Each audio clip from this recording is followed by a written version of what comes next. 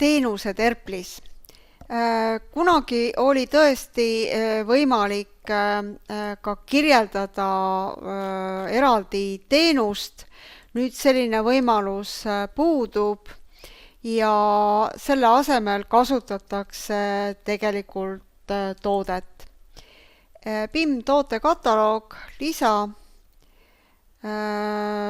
näiteks selleks võiks olla transport, koolitus, kõik, millel füüsiliselt ladu arvestada ei ole võimalik.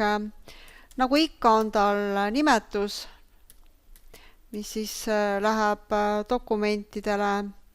Ta kuulub kusagil tootegruppi.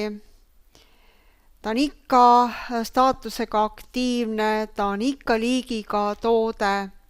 Tal võib olla hind, ei pruugi olla, aga oluline on üks parameeter, mitte laotoode või teenus. Kui see parameeter on tootele lisatud, siis ostes ta lattu juurde ei lisandu, ta lihtsalt kajastub selles dokumendis ja müügi käigus seda toodet ka laost maha ei võeta,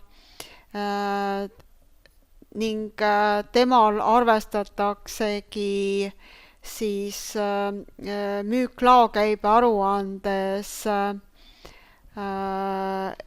kasumid 100%, ning veel tuleb arvestada, et aruandes on võimalik alati märkida ka, millist müüki me soovime ja eraldi on võimalik võtta näite aruandes ainult teenuste ja mitte laotoodete müüki.